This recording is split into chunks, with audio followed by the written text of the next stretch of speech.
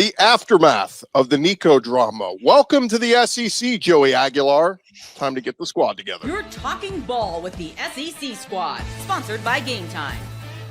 From Alabama to Tennessee, from Georgia to Oklahoma, from Auburn to Texas, it's the local experts of the Locked On Podcast Network bringing you scoops, breakdowns, and the most comprehensive preview of the upcoming SEC weekend. It's the SEC squad, and we have a seat for you. Hurt feelings and thin skin are prohibited. Squad up, you're part of the SEC squad. That's right. Welcome into the SEC squad. Sit back, grab your favorite beverage, and join us as we're talking all things SEC. And welcome in our panel this week. We got our buddy Zach Blackerby, host of Locked On Auburn, Jimmy Stein, host of Locked On Bama, and John Miller, host of Locked On Mizzou. I am Chris Gordy, host of Locked On SEC. Welcome in, guys. And man, oh man, just a week ago, we were sitting here talking about the drama of Nico no longer being a Tennessee Vol, getting booted from the team by Josh Heupel, and now here we are a week later. Nico has found a home, and Tennessee has found a new quarterback in Joey Aguilar. I guess, guys, just open it up. Reactions to how all this stuff went down, where the first coach ever kind of held firm on a contract holdout, I guess we'd call it, on Nico Iamaliava. I mean, the saga gets crazier and crazier. I mean, we're going to be talking about this story for a long time. I mean, it sets a precedent, and then we get an unofficial trade. I mean, two quarterbacks just switching places. I mean, it's pretty insane. So it's like every time, like the next step of this happens, and you think it's fizzling out, something else interesting happens with Nico and everything that goes along with it. Yeah, it feels like Nico is almost the author of two of the biggest NIL stories in the entire NIL era. The initial story where he was paid and at the time what seemed a crazy amount of money out of high school to play for Tennessee, and then fast forward now demanding an even crazier sum of money that led to his heck, I don't know if you want to call it a dismissal or not, and then in one of college football's first ever trades at quarterback. Just Nico's name is going to be all over this NIL era. We'll see if the House settlement change it. Will what we refer now to as the NIL era sort of end with the House settlement, or is this just the beginning? We'll find out this summer. Well, we all know Josh Heupel believes in his system. That's something we learned here once again during this whole Nico drama. And I'll tell you this, though, this is not a trade Tennessee would have made in a vacuum. You can say the cost for Nico, not worth it. There's no Tennessee fan that is honestly happy with this right now. They cannot be happy with it. So we'll see. Josh Heupel, if he's going to make this Tennessee team live up to its expectations, its previous expectations under Nico, he's really going to earn his money this season. John, I agree with you 100%, but I do think the way that the cards are stacked right now, I do think it's against Nico. Like, I think Nico has a chance to look really bad in all of this. I think he's going to a worse system. I think he's going to a worse team, a worse roster that's going to be in the bottom third of the Big Ten, I think, as things sit. I don't think Nico's going to be able to go in there and just totally save UCLA. And I think Aguilar, I think he's fine. I think he's okay. But I think Josh Heupel has made a lot of fine quarterbacks look really, really good. So to me, a lot of people aren't going to watch UCLA and a lot of people aren't going to watch Tennessee, but goodness gracious, aren't they going to compare their stats? And I think Nico is going to look bad because of it. Well, there's no doubt about that, especially if you're just going to compare traditional total statistics. The Heupel offense gives you all of that and more. And, I just think that I agree with what you say, Zach. I'll just point out that not only would Tennessee not have made that trade in a vacuum, obviously, to your point, Nico is worse off too. So, unfortunately, I don't think this is the greatest thing for college football beyond just – I don't know, the darn portal, it's going to ruin everything. I'm getting a little bit tired of that. This in particular, not really a great moment for the sport, just in terms of this. Is this better for football? I'm not sure that either team really got that much better. Hopefully UCLA did from their perspective, but I think Tennessee and Nico both lost here. Yeah, it's go ahead, Jimmy.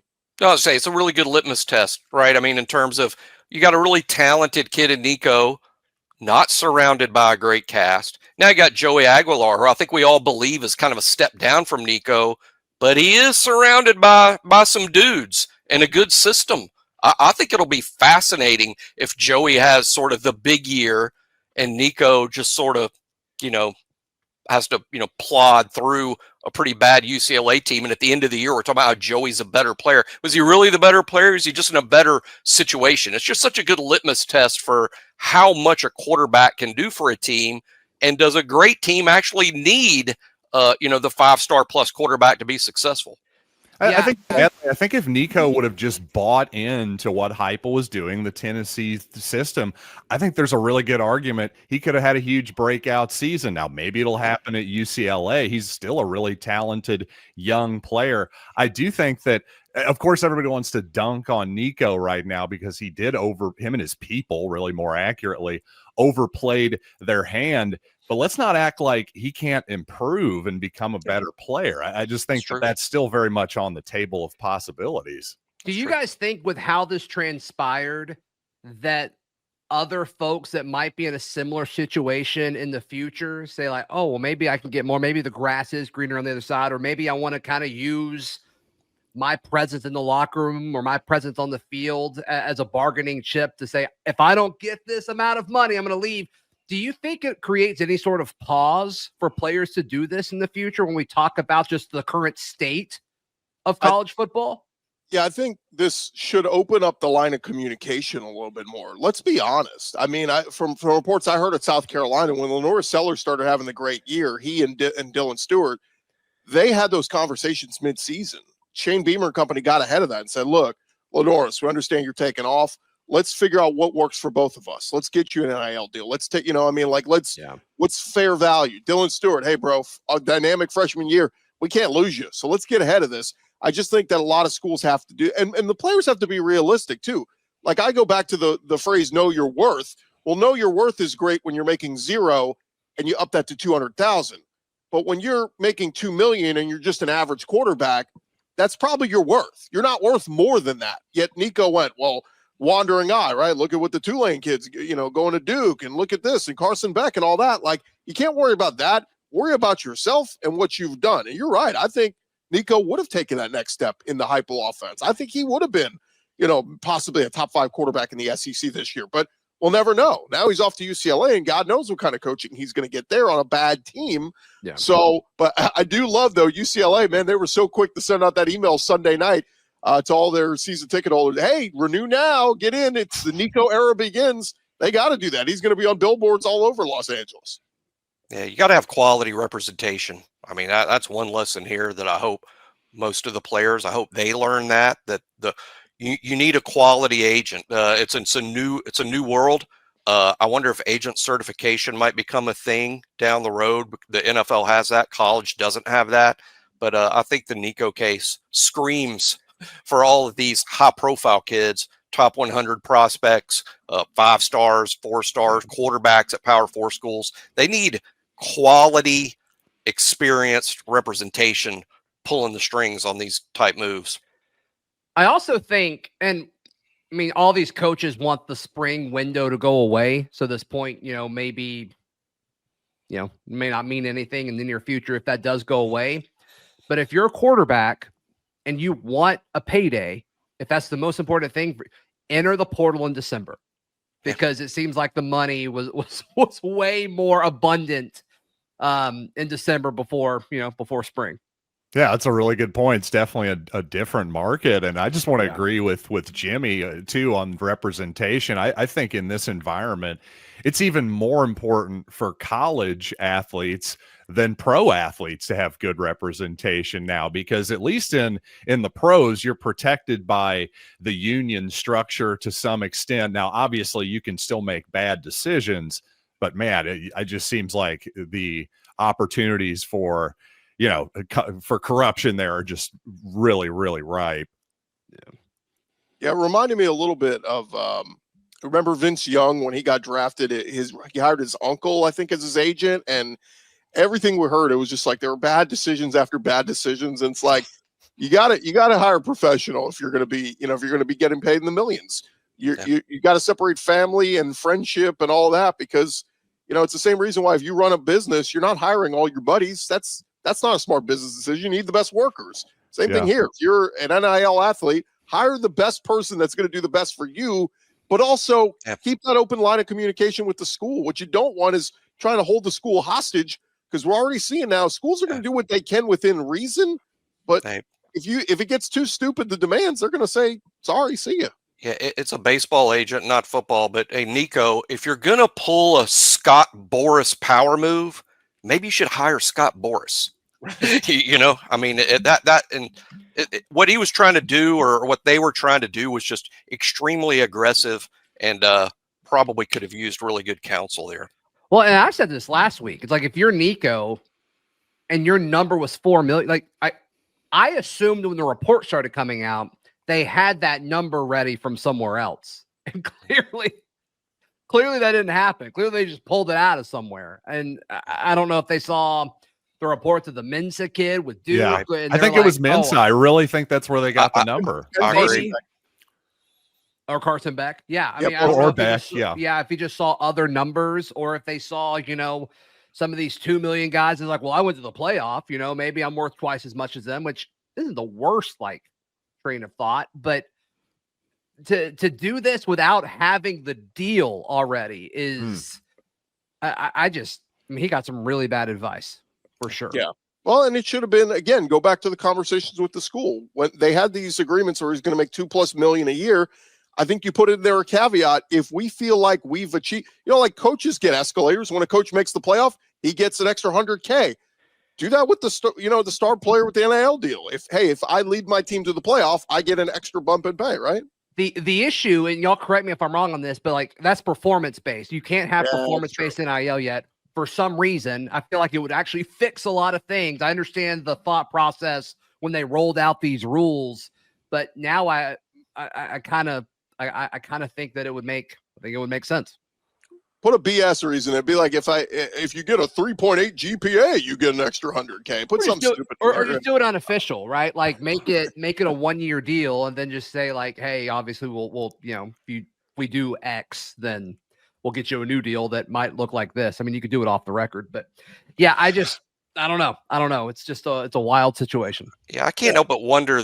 I read a lot of comments of people saying, this should all be addressed in the NIL contract, because the NIL contracts as written now by the collectives are extremely player friendly, and there's not a lot of punishment for violating them. That's because it's the recruiting process. If a kid is considering your school and you hear, hey, don't sign with Kansas, they have a real punitive NIL deal that if you try to break it, they come after your parents' house. I mean, you can't put that in a recruiting document. You're trying to induce these kids to sign with your school. Therefore, they are very player-friendly type contracts, and ultimately, that's what has to be addressed, I think, post-house settlement. Well, let's hold it right there, guys, because coming up next, we're going to talk about enforcing an NIL deal. How about Madden? Iamaleava, the other Iamaleava. We'll talk about that coming up next. Back to the squad in just a second, but the NBA playoffs are almost here, and FanDuel is giving new customers an incredible way to get in on the action right now. When you join FanDuel and place your first $5 bet, you're going to get $250 in bonus bets if your bet wins. And you're going to love how FanDuel makes betting so easy, whether it's picking your favorite team, or you can dive into player props and get started with those and have some fun with 3-pointers, steals, assists. FanDuel, they're going to make it easy for you to bet your favorite player props, whichever way you want to go.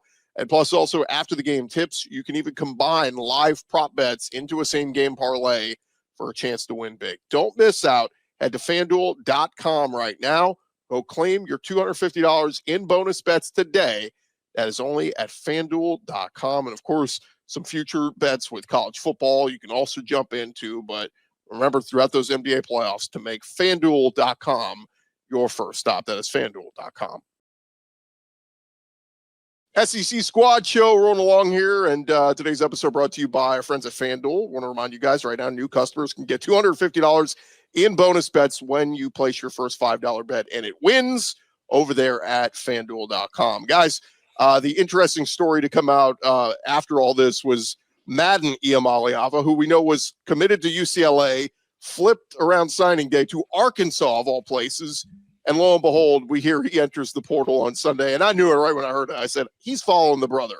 And sure enough, like an hour later, it comes out, he's going to UCLA.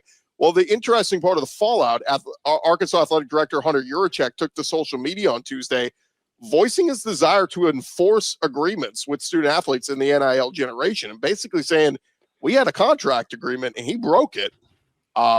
Should he be forced to pay back part of what he's been paid? Is he not due, obviously the rest of what he's paid? I don't know. There's a lot of different layers here, but the first time we're seeing an athletic director pushing back going, hey, we had an agreement. He broke it. Yeah, but the lawyer in me, prior to the sports media stuff when I was doing legal work, I mean, the answer to that question was ultimately in the document. I mean, That's what the court's going to, what does the contract say? We can't add terms or make up terms after the fact. The contract speaks for itself. And it really depends on what's in the Arkansas NIL contract. I mean, those are the terms. If there's not something that specifically addresses, hey, what happens if the player leaves before the term of the contract expires? It needs to be in the contract. If it's not, I don't think Arkansas or anyone else would have a lot of redress. I think to Jimmy's point there, and this might sound really naive to some people, and I don't want this to sound like a panacea, but I think as the money keeps getting bigger and bigger, well, you're going to see more and more protective contract language in there. I don't know, correct me if I'm wrong, Jimmy. That just seems like sort of a logical endpoint of this, especially if somewhere down the road, those big chunks of Disney money that all of our teams get every single season, if the players get some of their fingers into that pie as well, again, I just think more and more of this is going to get sort of inevitably more official and above the table over time. I mean, how many other ADs and folks who run the collectives are looking at this situation and be like, thank goodness somebody did this. Yeah. Thank goodness. Thank you, Arkansas, because I didn't want to do it first, but I'm glad you did it first. And now there's a precedent set. And I think Arkansas stumbled into a unique situation where it's like the public is so against the, I'm going to leave your name. And I think it's a perfect storm where Arkansas could be the first to do it. I think Tennessee could have done it as well. And I think it's not going to hurt you in recruiting because the court of public opinion is so real and so opinionated on this. Yeah, first bonus points to John for the word of the day. Panacea, a solution or remedy for all difficulties. I had to look that one up. Incredible. So smooth. Nice. The other part of this is, Hunter Yurachek singles out Arkansas Edge, which is their collective, which is who agreed to this deal. It kind of goes back to, remember Quinn Ewers? We kind of knew Quinn Ewers was going to go to Texas, but he ended up going to Ohio State anyway for that semester because they were giving him a truck, and he goes and gets his truck, and then lo and behold, transfers to Texas, and he got a truck out of it. So good for him. But it's going to be interesting, to John's point, on the revenue share deal, because this is now we're moving into the world where the players will agree with the schools on a deal as opposed to NIL and all that. So this will be very interesting, is if the school and the head coach is writing you a check for X amount of dollars. I mean, what happens when you renege that? I mean, it's, you pay it back. Is it, hey, you got to pay back every cent we gave you because you never played it down here? I don't know. It's going to be very interesting. I mean, to Jimmy's point earlier, I bet it's in the contract moving forward. Yeah, it's going to have to be in the contract. But at the same time, I'd remind everybody, these are going to be player-friendly deals because it's an inducement to sign with our school. And if it's super punitive, like, hey, if you violate ours, you're in big trouble. Whereas if you violate everyone else's, it's just a slap on the wrist. That's going to hurt you in recruiting. So it is an inducement to get players to sign. So I think these deals will continue to be largely player-friendly, but it does make all the sense in the world for there to be some sort of reasonable response for when either party breaches, because we are coming to a day when these kids get cut, and that needs to be clear. What happens to the players' rights when the school says, hey, you can't play here anymore, you're not good enough. So all these things need to be addressed in the contract, because the judge doesn't come in later and create terms. The deal is the deal. It's in the contract. Yeah, I just think as the money gets bigger and bigger, maybe ironically a little bit, that's when the contracts will become a little bit more restrictive. So all players aren't created equal. So the guys maybe on the back end of the roster maybe won't have very much, if any, restrictions in a lot of cases. Who knows how it's all going to look? I mean, this is all complete speculation. Of course, if unions get involved, that's a whole other issue of, well, there'll be minimums, this, that, and the other. I'm just saying how it would look in maybe just a pure laissez-faire environment. Laissez-faire, another one, man. Yeah, man. I'm pulling them out John today, Miller. man. I'm pulling them out. I said I was the lawyer, and I've got nothing. I'm gonna have to start consulting my Black's Law Dictionary to have conversations with John. We never get words that big when Brandon Olson and Chris Marler are on the show. I'm just saying. What's interesting though, Jimmy, I guess when you talk about it has to work for the player. I mean, I guess the easiest way to do it, if you sign a kid to, let's say it's a $1 million NIL deal for each year. And I know how A&M was breaking it up. They were like, it's per year. You're not getting it. They would announce it. You gave a $4 million NIL deal, but then it broke down to $1 million per year. But I mean, do you almost like have to break that in half? Because the player's going to say, I want up front. So do you say like, okay, you get $250K up front, and then at the start of the season, you get another 250? I mean, is that the easiest way to break this up? I think one of the things that kind of helps control this is that scholarships are kind of 1 year renewable deals. So the collectives aren't signing kids to multiple year deals because the schools can't do it either, with scholarships. So I think the vast majority of NIL deals out there are 1 year deals, but when they present it, Nico's deal sounded great because of $8 million. Well, really it was $2 million a year for each year he was going to be there, right? It wasn't $8 million. Another thing that a lot of fans do that get wrong is they think so much of this money's paid up front. That might be the case in some cases. Not everybody does it the same way, but in general, this is a monthly deal. And they're like, well, what happens when a player leaves? Well, that means the checks end. If you pay it all up front, they're just free to pull the Quinn Ewers and drive the truck to Austin, Texas, like he did. But when you're paid monthly and you leave, then obviously you lose your right to collect next month's check. Yeah, Quinn Ewers was like, that truck is paid for, sir. Give me those keys. I am out of here. No, but doesn't that make you feel like Hunter Yurachek's statement? Doesn't that make you feel like they did give him something for him to be that outspoken? Madden Iamaleava got something from Arkansas up front. Oh, no question. But they've also lost the value of his services, and there was a contract for him to, quote, be there. But it's all really technical. They sign with the collective, not with the school. It's going to make all that very murky. It'd be different if the contract's with the University of Arkansas, but it's not. And, players leave before the terms all the time. How many players leave before the bowl game is there? Is that written into these NIL deals that the season's not over until the bowl game? All this stuff needs to be addressed, I think, in the future NIL deals. And I think this is going to look a lot different post-house settlement becoming certified. All right, this is not Locked On Law Talk, or we could go law talk all day. How about some ball, guys? Let's talk some football. When we return, we'll get your thoughts on your team coming out of spring practice. That's coming your way next. More squad in just a second, but did you know your Fire TV is also an Xbox? You can turn any TV into your gaming and entertainment hub with Fire TV Stick 4K devices. No console required. You just grab your paired controller, subscribe, or sign into Xbox Game Pass Ultimate with EA Play included, and you are ready to play. You can dive into hundreds of premium titles from EA Sports College Football 25 to Call of Duty Black Ops 6 and Avowed as easily as you stream your favorite shows. It's gaming made simple, and it is all on Fire TV with the Wi-Fi 6E and auto low latency mode advanced technology. Fire TV Stick 4K delivers smoother, more responsive gameplay with lightning fast speeds.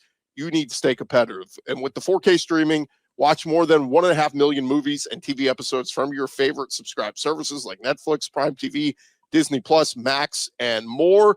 And of course, you can get in on the hardcore gaming experience, play high quality Xbox games at a fraction of the cost of a console. You don't even need a console, but if you already have a console, a Fire TV Stick 4K device is more affordable and easier to travel with, allowing you to take you or your kids' games wherever you plug in. Head to Amazon.com/Fire TV Locked On to get started. Xbox Game Pass Ultimate subscription and compatible controller required. Available on select devices, including Fire TV Stick 4K, Fire TV Stick 4K Max, and Fire TV Cube. Third segment here on the SEC Squad Show, and guys, wanted to kick it out there to you. Any big takeaways from your team through spring ball? Of course, most teams have kind of wrapped up what they're doing. I know a couple are left still this weekend. Texas is kind of doing a public practice and autograph session, all that. So everything will kind of be wrapped up for the SEC after this weekend. But throw it out there to your school or any other school that you saw this spring. Any big takeaways for you? Well, I think for Alabama, it's that things that weren't a strength before appear to be a strength now.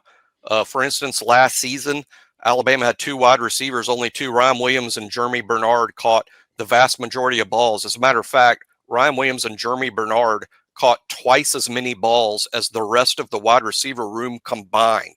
So one of the things Alabama needed to do is have more depth at receiver and not put all of it on 2 guys. You become much harder to defend when you have to defend more players. So Alabama did develop, I think, a surprising amount of depth at wide receiver this spring, and what looked like kind of a problem for Alabama last year, really only having 2 dependable wideouts. Now you might have the problem of you got 8, 9, maybe even a full 10 guys that need to be in the rotation, but a rotation never has room for 10. Alabama's situation at wide receiver went from a little bit of a problem last year to what looks like a major team strength in 2025. It seems like the whole weird portal situation with Nick Saban last year, that 30-day window that was exclusive to Bama, seems like that should be a big deal, not having to deal with that this season for the Tide, right, Jimmy? Oh, well, I mean, the thing about that, and you don't know it until you live it. You don't know it till you're in it. But that particular, it's not like everyone else. We couldn't replenish those guys. You know, the players are free to leave, but the portal's empty. You can't just go replace them until the spring portal rolls around, and then you see who's available. But that's what's particularly punitive about that portal window is you can lose guys, but you're not really able to bring any in. Real quick, Jimmy, Lotzier Brooks, is that the kid's name? Yeah, Lots. Yeah, we go by Lots now, but yeah, Lotzier Brooks is his name. He had a tremendous fall. Didn't do much on A-Day, but in most of the practices leading up to A-Day, he was one of the talks of camp. Wasn't the most highly ranked or highly regarded guy in the class, but they're raving about him. He's going to be an outstanding player. Make sure you're listening, Zach. You need some Auburn corners to cover that guy. What's your takeaway on Auburn? Oh, well, I think that's a great segue. I think Auburn may have the best cornerback room in the SEC. I think they're absolutely loaded at defensive back. Nice combination of experience and just super, super talented blue chip true freshmen that I think are going to get a lot of reps as well. Just top to bottom, this Auburn roster, I think, is the best roster that Auburn's had since 2017. Of course, that team played Georgia and Atlanta that year. I have questions still about play calling. I have questions still about, the overall offensive identity. But I mean, to Jimmy's point, you talk about receiver depth. Auburn's got it. I mean, Eric Singleton, Cam Coleman. I mean, we've heard great things about the true freshman Sam Turner, kid from Atlanta. I mean, he's been exceptional. Horatio Fields, the big-bodied receiver from Wake. I mean, they've just got, so many guys that you have to respect as a defense in the passing game. So, I mean, this team, this roster, it looks really, really good. So, can they put it all together? John Miller, give us a thought on Mizzou. I've heard they're still doing some work in the portal, Mizzou. They are. They're really they're hitting the spring portal harder than I would have thought a couple weeks ago. But then Drinkwitz kind of gave us the hint that, hey, as many as maybe 8 guys they might swap out 1 for 1 here. And so far, I've liked what they've done. I definitely liked what they did a lot in the previous portal process, especially really shoring up the defense that was good last season. I think D-line Zoo is back. The thing that they did, the Gary Pinkelism from the end of his tenure when Missouri was made a couple SEC championship games. Well, they did it on the strength of their defensive line a lot of those years. I think their front 7 is loaded this season. I think their front 4 is loaded this season. If their outside corners, if their secondary can hold up, that could be one of the best defenses in the SEC. It's a good place to be good. Yeah, it feels like every time I've seen there's been some talk with the Mizzou D lineman, but really all the focus, John, is on Bo Prabula, right? Sure. You got to know how good Bo Prabula is going to be a quarterback. Absolutely. And I have fairly high hopes for Perbula. I like his skill set. The only thing that you worry about, obviously, he's a really inexperienced guy. He just didn't play a whole lot at Penn State, but I think the talent is there. I really do. Any other takeaways from any other schools, what we saw or at least heard coming out of spring, guys? I know Oklahoma had the big one, their big D lineman, Stone. He enters the portal on a Friday, and by Sunday, he's turned around and staying at Oklahoma. So that was a big one for them. But they make the big splash getting Jaden Ott, the running back from Cal, who Zach's very familiar with, coming over to join, their quarterback that they bring from Washington State. So how about Cal, by the way? Brian Harsin goes there and they lose like 15 running backs, 10 offensive linemen. I'm exaggerating those numbers, but goodness gracious, all these reports talk about how he's not a culture fit. I feel you, Cal. I feel you. Yeah, I don't think roster management is his thing, and it's sort of important in college football in this era. Seems like marriage management might not be it for Brian Harsin. I think he'd be either. a fine NFL coach, but when it comes to roster management, that is not his thing for sure. For sure. Gordy, I'm sure you want to talk about LSU. You want to talk about LSU for a second? How was their spring? From what people I talked to there, and by the way, I talked to people all over because I couldn't watch the damn spring games. I didn't televise them this year. So I'm used to taking all my notes and overreacting to what I see. Instead, I had to rely on eyes and ears of people who were there. No, from the people I talked to at LSU, they said Nussmeier actually didn't have a great day that day for their spring practice. And it was just a practice, but they said they'll watch LSU dynamic return game this year when you got Xavier Thomas, Barry and Brown, track speed coming over from Kentucky. Nick Anderson, we'll see what they do with him if he's just going to be their deep threat receiver. But they were saying watch LSU in the return game. They can be very dangerous there. And they think the defense got much better up front. They bring in Jack Pyburn from Florida. They bring in a DN, Patrick Payton from Florida State. So, look, for LSU, the expectations are there. Like, they have to make the playoff in year 4 for Brian Kelly to be successful. The other big storyline, guys, DJ Lagway at Florida. There was a piece written last week about he's going to eventually need surgery on that shoulder. Now, they think he can play through this year and do it after the season because they said he did that in high school. But that's just a big ask, and he has not thrown a football the last few weeks. They're blowing it off. Billy Napier's like, oh, he's going to start throwing here soon, and he's just fine.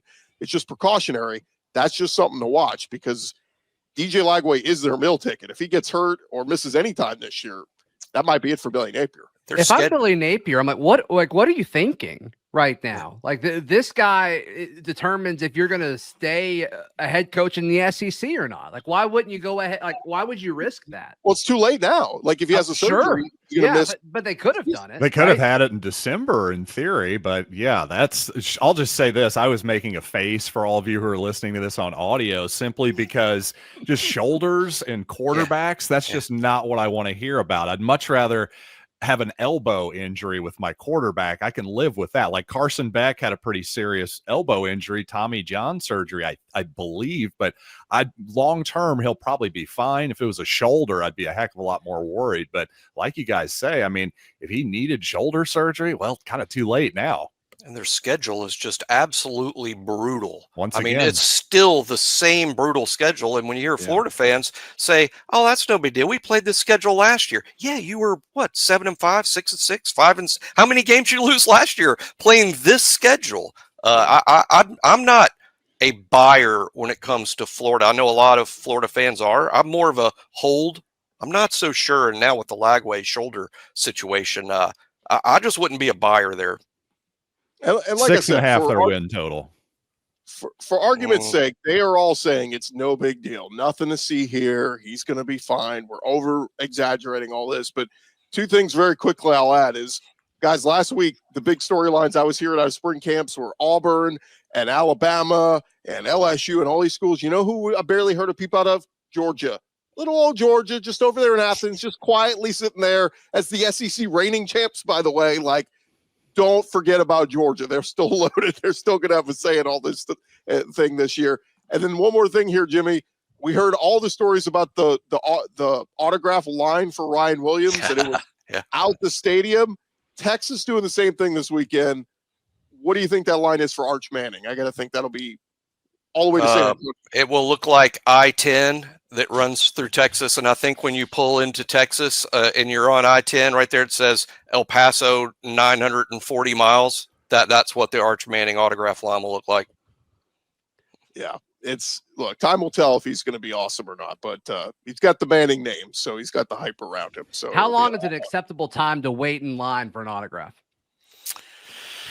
I've got different answers at different ages. I was just going to say, how old am I? At this age, yeah, very, very little. I'm just saying, like, what's socially acceptable for, like, I guess, an average Texas fan waiting in line for Arch Manning's autograph? 30 minutes sounds fine, but 2 or 3 hours? I think if you're a Texas student or younger, you can sit in there as long as you want. If you're a grown A man, if you're a grown A Texas fan, I'm in an autograph line for 2 hours, I need the Beatles at the end of it, and I'm including John Lennon and George Harrison. I was going to say, I need their spirits. Yeah. Here's the ultimate test if you're Texas. Put Vince Young on one end and put Arch on the other and see how many people get in which line. That's a good one. We'll see. Maybe most people already have Vince, though. And I feel like if you want a Vince Young autograph, you probably already have it somehow. People are a prisoner of the now. It would be Arch. It would be Arch. And Vince is out at the bars. You could find him anytime and get an autograph. True. So. TGIFs. That is going to do it for this edition of the Squad Show, guys. Appreciate you guys for checking us out. And, hey, follow and subscribe to your favorite SEC team. We'll be covering your favorite team all throughout the offseason. SEC Media Days will be here before we know it, and then we'll be into football all throughout this offseason. Don't forget, I'll have you covered for the entire conference every day with Locked On SEC, part of the Locked On Podcast Network, covering your team every day. For Zach Blackerby, Jimmy Stein, John Miller, I'm Chris Gordy. We'll talk to you next week here on the SEC Squad. Best J school in the country. You too can have a huge vocabulary.